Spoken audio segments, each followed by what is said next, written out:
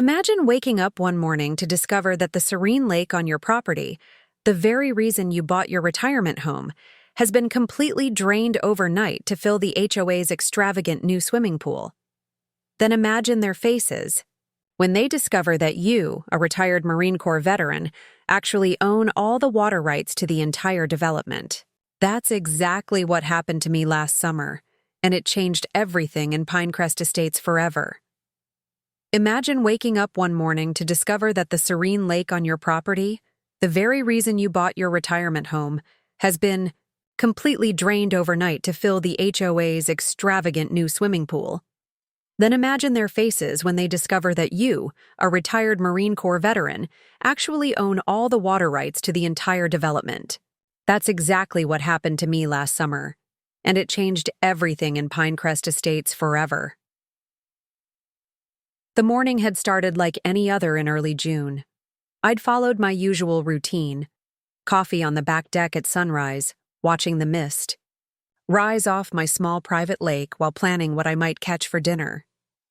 After 22 years in the Marines and another decade working security consulting overseas, this peaceful retirement was everything I had dreamed about during those long deployments. I'd purchased this property in Pinecrest Estates specifically because of that spring-fed lake.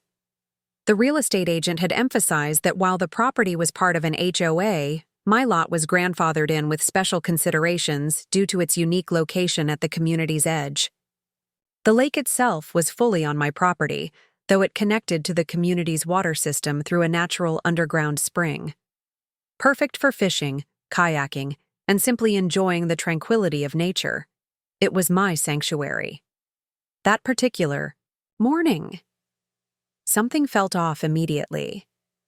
The familiar sound of water gently lapping at the shore was missing. Birds that normally gathered at the water's edge were nowhere to be seen. Even the air felt different, drier, warmer, missing that subtle coolness that comes from proximity to water. I set my coffee mug down and walked toward where the shoreline should have been. What I saw stopped me cold. My lake, my beautiful 5-acre spring-fed lake, was nearly empty. What had been 8 feet of clear water was now barely a foot of muddy puddles. Fish flopped desperately in the remaining pools. Turtles that had lived there for decades were exposed, confused by the sudden destruction of their habitat. "What the hell?"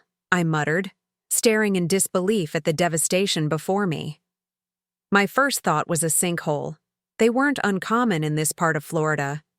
But there was no collapse, no drainage pattern that would indicate a natural disaster. This looked methodical. The water level had been deliberately lowered. I grabbed my phone and called Marcus, my neighbor who'd lived in Pinecrest longer than anyone else. "James, you're not going to believe this," Marcus said before I could even explain why I was calling. "They're filling that monstrosity of a pool right now. The whole neighborhood is over there watching the spectacle." "What pool?" I asked, though I already had a sinking feeling in my gut. "The new luxury aquatic center the HOA has been pushing for. Sophia Westfield finally got her way. They broke ground 3 months ago, but nobody expected them to fill it. This week, it wasn't supposed to be ready until late July. Sophia Westfield. Just the name made my jaw clench. The self-appointed queen of Pinecrest Estates and president of the HOA board for the past 5 years. A former real estate developer who'd moved to our community after retiring from a career that had left her wealthy, connected, and, from what I could tell, entirely unsatisfied unless she was controlling everything around her. "Marcus, my lake is empty," I said flatly. The silence on the other end lasted several seconds. "That's impossible," he finally responded. They couldn't. Come see for yourself." 20 minutes later, Marcus stood beside me at the edge of what used to be my lake, shaking his head in disbelief. A retired environmental engineer, he understood immediately what had happened. "They've redirected the underground spring," he said, pointing to a newly installed pipe system partially visible where the water level had dropped. "See that? They've essentially hijacked the water source that feeds your lake and redirected it to their pool. Completely illegal without proper permits and owner consent, of course. Did you know anything about this? Was it in any of the HOA meetings? I asked, trying to keep my voice steady despite the rage building inside me. Marcus shook his head. They mentioned upgrading the community water system to support the pool, but nothing about redirecting water from private property. This wasn't in any of the proposals or minutes. I took a deep breath. I need to pay Ms. Westfield a visit. James, Marcus cautioned, you might want to cool down first. Sophia has a way of twisting confrontations to her advantage. Document everything before you go. Take photos, check your property records, review the HOA bylaws. It was good advice. Despite my anger, 22 years in the Marines had taught me that rushing into battle without reconnaissance was a fool's approach. I spent the next hour photographing everything from multiple angles, reviewing my property documents, and even pulling up satellite images of my property from the previous month to show the before and after. Around noon, I drove to the other side of the community where construction on the new aquatic center had been underway for months. I'd largely ignored it, having no interest in community pools when I had my own private lake. Now I wished I'd paid more attention. The scene at the construction site was festive, almost like a community celebration. At least 30 residents stood around the massive pool that dominated what had once been a community park. Workers were putting finishing touches on the stonework while water, my water, gushed into the Olympic-sized monstrosity from multiple pipes. And there at the center of it all stood Sophia Westfield, impeccably dressed in a white linen pantsuit despite the Florida heat, holding court like a monarch surveying her new kingdom. Beside her stood the other 4 HOA board members, all wearing expressions of smug satisfaction. I parked my truck and walked toward the crowd, photos of my drained lake pulled up on my tablet. Several neighbors nodded in greeting, but their smiles faltered when they saw my expression. I'd maintained a friendly but somewhat reserved presence in the community since moving in 3 years ago. Most knew I was a retired Marine, but few knew much else about my past. I preferred it that way. Colonel Hamilton, Sophia called out as I approached, using my military rank as she always did, somehow making it sound condescending rather than respectful. How nice of you to join our little celebration. The aquatic center will be ready for the community to enjoy by the 4th of July weekend. Perfect timing, don't you think? I stopped a few feet away from her, aware that conversations around us had quieted as people sensed the tension. Ms. Westfield, I said, keeping my voice level, I'd like to know why my lake has been drained without my knowledge or consent. Her smile didn't waver, but something flickered in her eyes. Surprise, perhaps, that I'd connected the dots so quickly. Your lake? I think you mean the community water reserve that happens to be located partially on your property, she replied, smoothly. If you'd attended more HOA meetings, Colonel, you'd know that the board voted unanimously to update our water management system. It's all perfectly above board. Above board? I echoed, turning my tablet around to show the before and after photos of my lake. This was taken yesterday, and this was taken an hour ago. A murmur ran through the gathering crowd as people craned their necks to see the images. Several gasps were audible. That's James's fishing lake, someone in the crowd commented. It looks completely drained, said another. Sophia's smile tightened. There may be some temporary adjustments to water levels throughout the community as we optimize our system. I assure you, any inconvenience is minimal compared to the value this state-of-the-art facility adds to all our properties. Minimal. Inconvenience? I challenged, scrolling to a close-up photo of the dying fish and exposed turtles. This is environmental damage, Ms. Westfield, and it's on my private property. For the first time, Howard Jenkins, the HOA vice president and local bank manager, looked uncomfortable. Perhaps we should discuss this in private, Colonel Hamilton. I don't think so, I replied.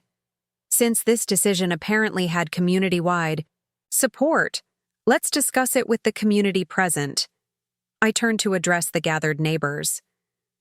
My lake has been nearly emptied overnight.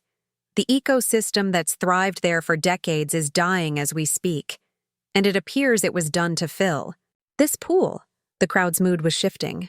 What had been a celebration was quickly becoming uncomfortable as people processed what they were seeing in my photos. Sophia attempted to regain control of the situation. The board has full authority to manage community water resources as outlined in Section 17 of the HOA covenant that everyone here signed. The adjustments to the watershed are temporary, and any private water features will be restored to appropriate levels once the aquatic center is fully operational. Appropriate levels determined by whom? I asked. By the board, of course, she replied with a dismissive wave of her hand. We've consulted with water management professionals. I noticed she didn't name these supposed professionals.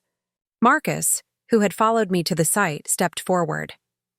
As an environmental engineer who specialized in watershed management for 30 years, I can tell you that draining an established lake ecosystem at this rate is not only damaging, but potentially illegal without proper environmental impact studies and permits. Sophia's expression hardened. The HOA has obtained all necessary permits for the aquatic center. For the construction, Marcus clarified. But did you get permits specifically for redirecting an underground spring and draining a private lake? Her silence was telling. I want the water flow to my lake restored immediately, I stated firmly. Sophia drew herself up to her full height, which was still nearly a foot shorter than me.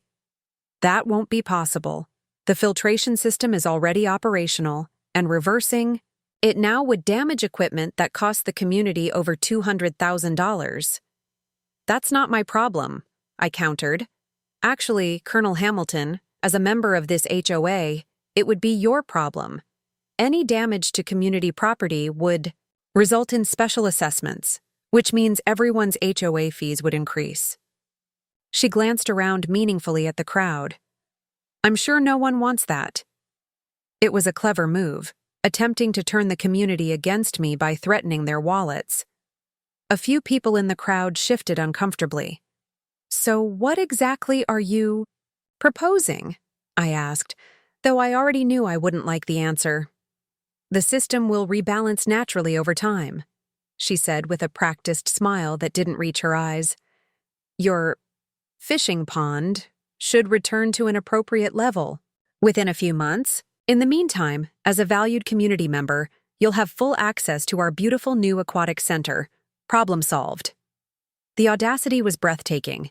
She had essentially stolen my water, destroyed an ecosystem, significantly devalued my property, and her solution was to offer me access to a community pool I had never wanted in the first place. This isn't over, Ms. Westfield, I said quietly. Her smile turned cold. I believe it is, Colonel.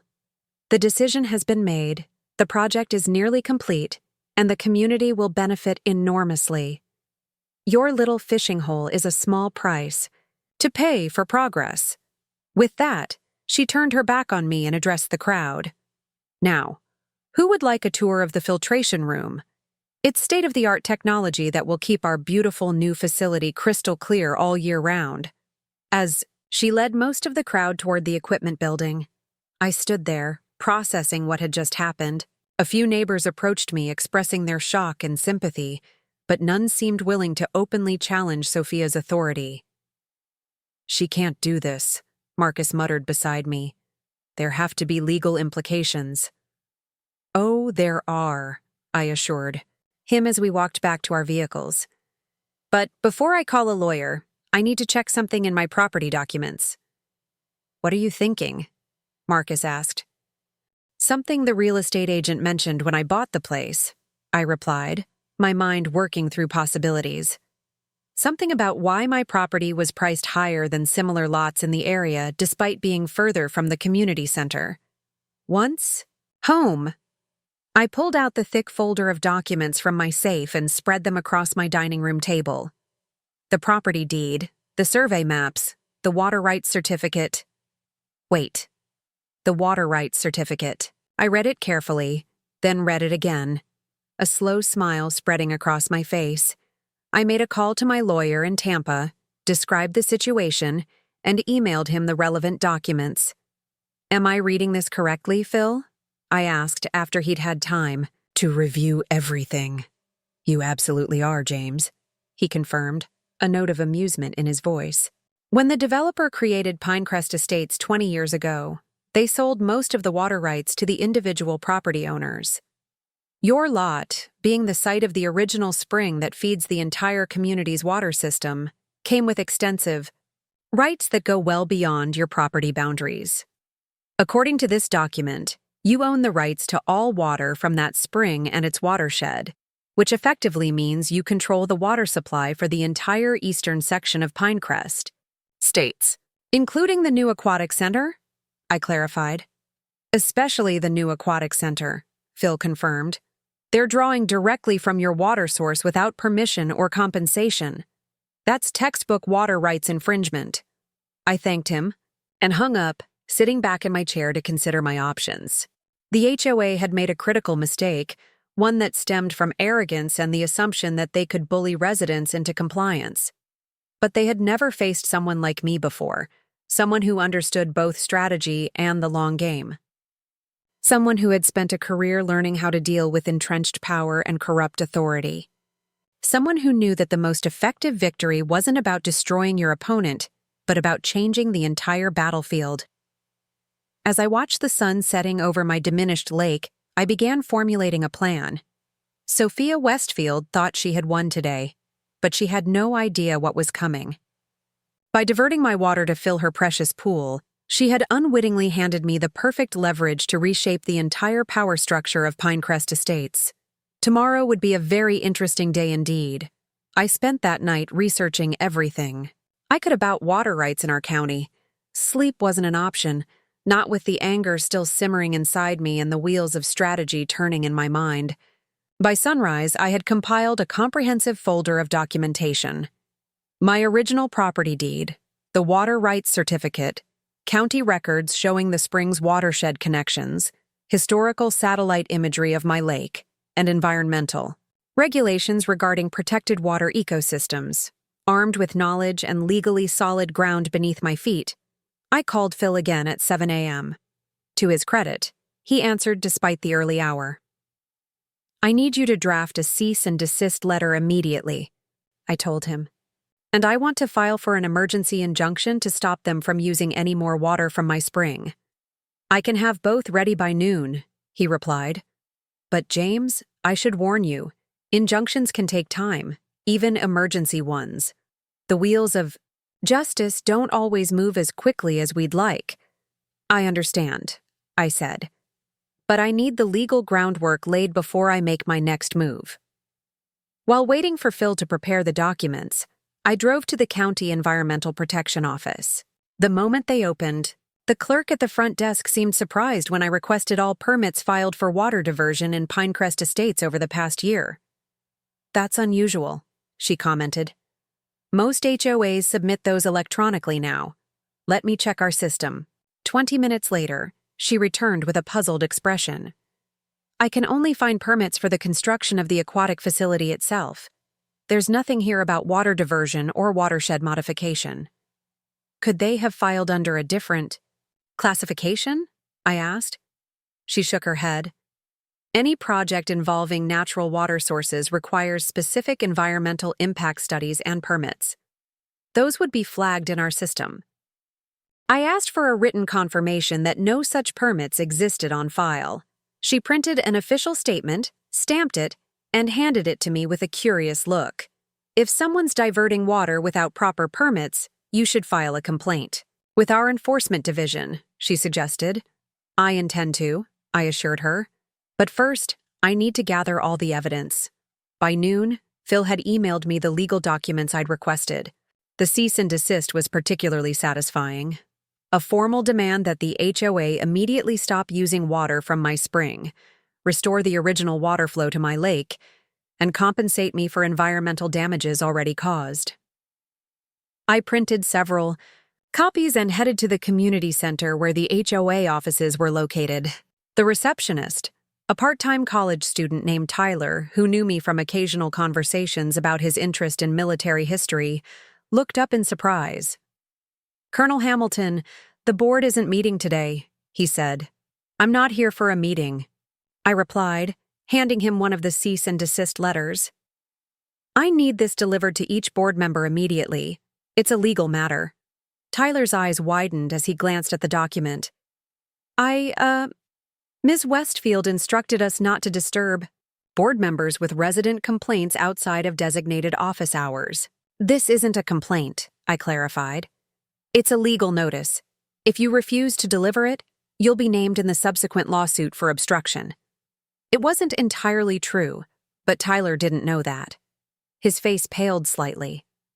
"I'll make sure they get these right away, sir," he promised, taking the stack of papers. "Thank you, Tyler," I said with a nod. "And please let Ms. Westfield know I'll be attending the Aquatic Center ribbon-cutting ceremony tomorrow. I wouldn't miss it for the world." As I left the community center, I received a text from Marcus. "Pool filling complete. Grand opening ceremony. Scheduled for 10 a.m. tomorrow. Sophia's invited the local press. Perfect timing." I spent the rest of the day making preparations. First, I visited the 3 neighboring properties that bordered different sections of my lake, explaining the situation to each homeowner and showing them documentation of what had happened. All 3 were outraged once they understood the environmental impact and potential effect on their own property values. "We thought the lake level was just low because of the recent dry spell," admitted Eleanor Grayson, a retired teacher whose back porch overlooked what used to be the widest part of the lake. "I had no idea they'd deliberately drained it for that ridiculous pool." Sophia told us at the last meeting that the Aquatic Center would use the municipal water supply, added Richard Patel, a doctor whose family had moved in just last year specifically for the natural setting. She never mentioned anything about redirecting water from existing sources. Both neighbors, along with the Johnsons on the north side, agreed to attend the ribbon-cutting ceremony with me the next day. More importantly, they signed affidavits confirming they had never been informed about or consented to changes that would affect the lake bordering their properties. By evening, my phone began ringing nonstop. First was Phil, informing me that the HOA's lawyer had received the cease and desist and was requesting an immediate meeting. "They're scrambling," Phil noted with satisfaction. "Their lawyer knows they've stepped in it. He's trying to find a way to save face before this becomes public. Tell him I'm unavailable until after tomorrow's ceremony," I instructed. Next came a call from Howard Jenkins, the HOA vice president, his voice strained with forced politeness. "Colonel Hamilton, I think there's been a misunderstanding. Perhaps we could meet privately to discuss your concerns about the water situation?" "There's no misunderstanding, Howard," I replied calmly. "The HOA illegally diverted water from my property without permits or permission. I'll be addressing this publicly at tomorrow's ceremony, where the entire community can hear the facts." "That would be unfortunate," Howard said after a pause. "These matters are better resolved quietly, between reasonable parties." "I agree. Unfortunately, draining my lake without consultation removed any possibility of a quiet resolution." "I'll see you tomorrow." I hung up before he could respond. The final call came just after dinner, Sophia herself. I let it go to voicemail, then listened to her message. "Colonel Hamilton, this is Sophia Westfield. I've received your legal communication and find it both unnecessary and potentially damaging to community harmony. The board is willing to discuss reasonable compensation for any temporary inconvenience to your fishing activities. Please call me back so we can resolve this like civilized people, rather than resorting to theatrics that benefit no one." Her condescending tone only strengthened my resolve. This wasn't about compensation. This was about accountability, about breaking the cycle of HOA overreach that had been plaguing communities like ours for years. I slept soundly that night for the first time since discovering my drained lake. The righteousness of my position combined with the solid legal ground beneath my feet gave me a peace that had eluded me the previous night. Morning arrived bright and clear. Perfect weather for an outdoor ceremony. I dressed carefully in pressed khakis and a crisp blue button-down, adding my Marine Corps tie as a subtle reminder of my background. In my briefcase, I packed all the documentation I'd gathered, along with one final element that would drive my point home. I arrived at the aquatic center 30 minutes early to find it already bustling with activity. Workers were arranging chairs in front of a small podium, while others hung banners proclaiming Pinecrest Estates Luxury Aquatic Center, enhancing our community's value. Marcus met me at the parking lot. "They've been in emergency meetings since dawn," he reported with undisguised glee. Board members kept arriving one after another, looking like they were heading to a funeral rather than a celebration. "Good," I replied, scanning the growing crowd. I spotted my 3 lake-adjacent neighbors already positioned near the front, along with several other residents who had privately expressed concerns about the HOA's increasingly arbitrary rule enforcement over the past year. At precisely 10 a.m., the board members emerged from the pool house and took their places on the small stage. Sophia led the procession, dressed impeccably as always, though I noticed her usual confident smile seemed somewhat strained. Howard and the other 3 board members followed, their expressions ranging from nervous to outright worried. Sophia approached the podium and tapped the microphone. "Good morning, residents of Pinecrest Estates. Today marks a momentous occasion in our community's history, the grand opening of our state-of-the-art aquatic center." A smattering of applause followed, noticeably less enthusiastic than what would have greeted such an announcement before the truth about the lake had spread through the neighborhood. This facility represents our commitment to increasing property values and enhancing the lifestyle that makes Pinecrest Estates the premier community in the county, she continued. Through careful financial management and strategic planning, we've created an amenity that will serve our families for generations to come. I positioned myself directly in her line of sight, making no effort to hide my expression of calm determination. Her eyes flickered to me briefly, then darted away. "Before we cut the ribbon and officially open the aquatic center, I'd like to acknowledge the tireless work of your HOA board members, who volunteered countless hours to make this project a reality." She began introducing each board member, praising their specific contributions. As she spoke, I removed my phone and made a call, keeping my eyes locked on her the entire time. She faltered slightly when she saw me speaking quietly into the phone, then quickly resumed her remarks. When she finally concluded the acknowledgments, she lifted a large pair of ceremonial scissors. "And now, it is my great pleasure to declare the Pinecrest Estates Luxury Aquatic Center officially—" "Ms. Westfield," I called out clearly, stepping forward. "Before you cut that ribbon, I believe there are some important facts the community should be aware of regarding this facility." The crowd murmured as attention shifted to me. Sophia's smile froze in place. "Colonel Hamilton, while we appreciate your enthusiasm, this isn't the appropriate time for resident comments. We'll be happy to address any concerns at next week's community meeting." "I'm afraid this can't wait until next week," I replied, walking toward the podium, "because it directly affects the functionality of the facility you're about to open." Howard stepped forward, attempting to intervene. "Perhaps we could take a brief intermission." "No," I said firmly. "No more delays, no more backroom discussions. The entire community deserves to know exactly what happened here." I turned to address the gathered residents. "Many of you know that I have a small lake on my property. What you may not know is that yesterday morning I discovered it had been nearly emptied overnight." I held up my tablet, displaying the before and after photos that clearly showed the devastating change. Several gasps came from those who hadn't yet seen the images. The reason for this sudden drainage became clear when I investigated. The HOA had diverted the underground spring that feeds my lake to fill this swimming pool instead. Sophia stepped back to the microphone. "As I explained yesterday, Colonel, there are temporary adjustments to water levels throughout the community as we optimize our new system. Your fishing pond will naturally refill over time."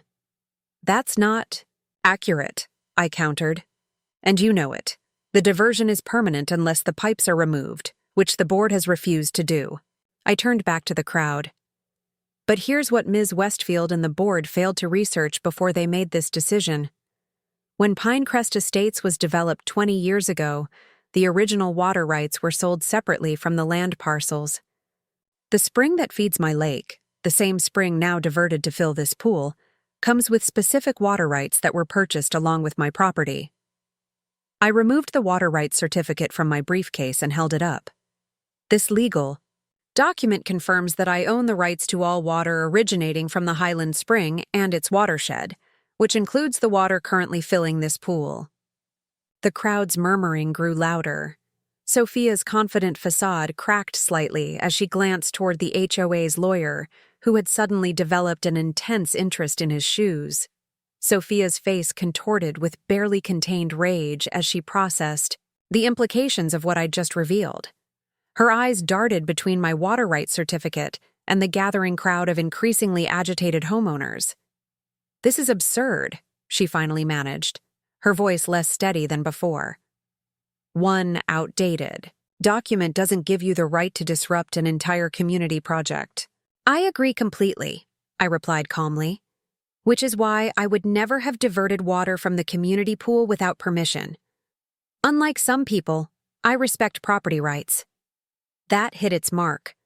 Several homeowners chuckled, and Sophia's face flushed deeper. "The board has acted within its authority," she insisted, straightening her designer jacket. "This aquatic center represents a significant investment in our community's future, and one disgruntled resident won't be allowed to sabotage it over a mud puddle." Eleanor Grayson, my retired teacher neighbor, stepped forward. That mud puddle was a thriving ecosystem that affected multiple properties, including mine. No one consulted us before draining it, or informed us that our water was being redirected, added Richard Patel. "My children loved watching the turtles and fish in that lake." Sophia's gaze hardened as she realized she was losing the crowd. "The board makes decisions for the greater good of Pinecrest Estates. If we had to consult every homeowner about every detail, nothing would ever get accomplished." "There's a difference between every detail and draining a 5-acre lake," I pointed out. "But let's focus on solutions, rather than blame. I propose an immediate halt to pool operations until proper permits are obtained and a restoration plan for my lake is implemented." Howard Jenkins, the HOA vice president, stepped forward with a placating gesture. "Perhaps we could arrange a compromise." "There will be no compromise," Sophia interrupted sharply. "The aquatic center opens today as planned. If Colonel Hamilton has concerns, he can submit them in writing for consideration at next month's board meeting." That's when I played my final card. "Actually, there's one more thing you should know." I removed my phone from my pocket and showed them the screen. "I've just authorized my attorney to file an emergency injunction against the HOA. By court order, this pool cannot legally operate until the water rights dispute is resolved." The crowd erupted in chaotic discussion. Some residents looked outraged at the delay, while others seemed increasingly concerned about the HOA's actions. Through it all, Sophia stood frozen, her ceremonial ribbon-cutting scissors clutched so tightly her knuckles had turned white. "You can't do this," she finally whispered, stepping closer to me. "Do you have any idea how much money is at stake?" "I do," I replied quietly. "Which makes your decision to cut corners even more reckless. You gambled with the community's money by proceeding without proper permits or legal authorization." Howard pulled Sophia aside for a hushed, intense conversation. Their body language told the story. He was advocating for caution while she remained defiant. After a moment, she shook her head firmly and returned to the microphone.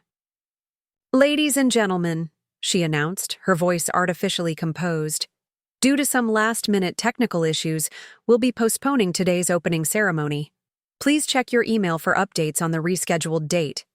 With that, she turned and marched toward the HOA office, the other board members trailing behind her like reluctant ducklings. The crowd slowly dispersed, buzzing with speculation and questions. Marcus approached with a low whistle. You actually did it. You shut down her crown jewel project on opening day. This isn't about embarrassing Sophia, I reminded him. It's about protecting property rights and ensuring the HOA follows proper procedures. Noble intentions, Marcus agreed with a grin, but the look on her face when you pulled out that water rights certificate was priceless. By that evening, the neighborhood was in an uproar. Emails flew back and forth between residents, many sharing stories of their own run-ins with Sophia's heavy-handed rule enforcement. A petition began circulating calling for an emergency community meeting to discuss HOA governance. I spent the evening fielding calls from neighbors who wanted to express support or learn more details. Even residents who had initially been disappointed about the pool delay were now concerned about the HOA's actions once they understood the full story. Shortly after 9, my doorbell rang. I opened it to find Howard Jenkins standing on my porch, looking exhausted. "May I come in, Colonel?" he asked. "Unofficially, just as a neighbor." I nodded and showed him to my living room. He declined my offer of a drink and got straight to the point. "The board has been in emergency meetings all day. Sophia wanted to fight your injunction, but our lawyer advised strongly against it. Your water rights are apparently rock solid." "I know," I replied simply. Howard sighed. "She didn't tell us, about draining your lake. The board approved connecting to the community water system for the pool, but the specifics of implementation were left to the project committee, which Sophia chairs. Many of us had no idea what was happening until it was already done." "That's concerning governance," I observed. "The board is collectively responsible for decisions made in the HOA's name." He nodded unhappily. "That's what our lawyer explained today, in painfully clear terms. We could all potentially face personal liability for the environmental violations." "So what are you offering?" I asked directly. "A compromise," Howard replied. "The HOA will immediately restore water flow to your lake, cover all costs for environmental remediation, and compensate you for damages. In exchange, we ask that you allow some water usage for the pool once appropriate permits are obtained." "And what about future governance?" I pressed.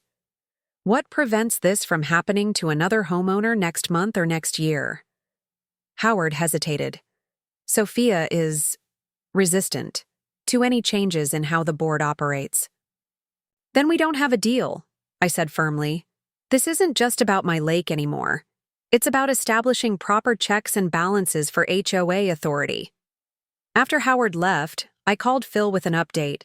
He wasn't surprised by the board's initial offer. "They're testing to see if you'll settle for personal remedies without pushing for structural changes," he explained. "Sophia knows that once she concedes to more transparent processes, her power diminishes significantly." "She'll have to concede eventually," I pointed out. "The injunction won't be lifted otherwise." "True," Phil acknowledged. "But she might have another play in mind. When people like Sophia are cornered, they often resort to more desperate measures." Phil's warning proved prescient. The next morning, I found a notice taped to my front door, a list of alleged covenant violations on my property, each carrying substantial fines. Supposedly, my dock was the wrong shade of brown, my boat storage was improperly positioned, and my mailbox failed to meet HOA standards, despite having been in place for 3 years without comment. Instead of angering me, the pettiness of the attack only confirmed I was on the right track. Sophia was resorting to intimidation tactics rather than addressing the real issues. Two could play that game. I sent a group email to every homeowner in Pinecrest Estates, attaching documentation of what had happened to my lake, the water rights certificate, and the county's confirmation of missing permits. I included photos showing the environmental damage and explained the legal issues in straightforward terms. I concluded by calling for an emergency community meeting as provided for in the HOA bylaws when 15% of homeowners petitioned for one. The response was overwhelming. Within hours, I had signatures from over 30% of residents supporting the emergency meeting. Emails poured in from homeowners sharing their own stories of frustration with the HOA's lack of transparency and arbitrary enforcement. The emergency meeting was scheduled for Saturday morning in the community center. I arrived early to find the parking lot already full and the meeting room packed with residents. Sophia and the board members sat at a table at the front, looking uncomfortable as they faced the largest homeowner turnout in Pinecrest history. Sophia attempted to control the narrative from the start, characterizing the water diversion as a minor technical issue that had been blown out of proportion. But the community wasn't buying it anymore. One by one, homeowners stood to ask pointed questions about decision-making processes, financial transparency, and selective rule enforcement.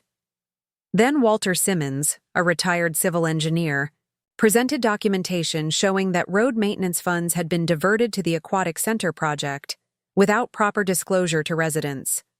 The Alvarez family shared their story of being denied solar panel installation despite meeting all technical requirements. The Martinez couple described being fined for their garden fence being 1 inch taller than regulations, while board member Gerald Thompson's identical fence violation had been granted a special exemption. That's concerning governance, I observed. The board is collectively responsible for decisions made in the HOA's name. He nodded unhappily. That's what our lawyer explained today, in painfully clear terms. We could all potentially face personal liability for the environmental violations. So what are you offering? I asked directly. A compromise, Howard replied. The HOA will immediately restore water flow to your lake, cover all costs for environmental remediation, and compensate you for damages. In exchange, we ask that you allow some water usage for the pool once appropriate permits are obtained. And, what about future governance? I pressed. What prevents this from happening to another homeowner next month or next year? Howard hesitated. Sophia is resistant to any changes in how the board operates. Then we don't have a deal, I said firmly. This isn't just about my lake anymore. It's about establishing proper checks and balances for HOA authority. After Howard left, I called Phil with an update. He wasn't surprised by the board's initial offer. They're testing to see if you'll settle for personal remedies without pushing for structural changes, he explained. Sophia knows that once she concedes to more transparent processes, her power diminishes significantly. She'll have to concede eventually, I pointed out. The injunction won't be lifted otherwise. True, Phil acknowledged. But she might have another play in mind. When people like Sophia are cornered, they often resort to more desperate measures. Phil's warning proved prescient. The next morning, I found a notice taped to my front door. A list of alleged covenant violations on my property, each carrying substantial fines. Supposedly, my dock was the wrong shade of brown. My boat storage was improperly positioned and my mailbox failed to meet HOA standards, despite having been in place for 3 years without comment. Instead of angering me, the pettiness of the attack only confirmed I was on the right track. Sophia was resorting to intimidation tactics rather than addressing the real issues. Two could play that game. I sent a group email to every homeowner in Pinecrest Estates, attaching documentation of what had happened to my lake, the water rights certificate, and the county's confirmation of missing permits. I included photos showing the environmental damage and explained the legal issues in straightforward terms. I concluded by calling for an emergency community meeting as provided for in the HOA bylaws when 15% of homeowners petitioned for one.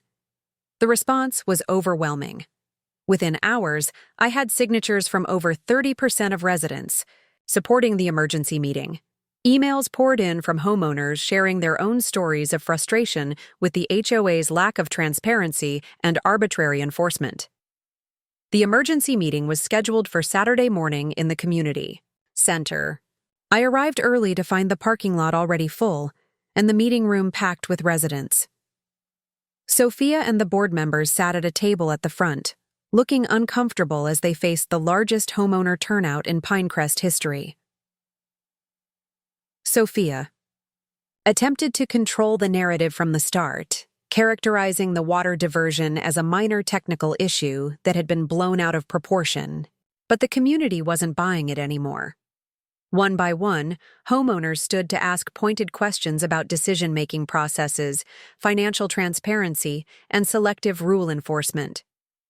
Then Walter Simmons, a retired civil engineer, presented documentation showing that road maintenance funds had been diverted to the Aquatic Center project without proper disclosure to residents. The Alvarez family shared their story of being denied solar panel installation despite meeting all technical requirements. The Martinez couple described being fined for their garden fence being 1 inch taller than regulations, while board member Gerald Thompson's identical fence violation had been granted a special exemption.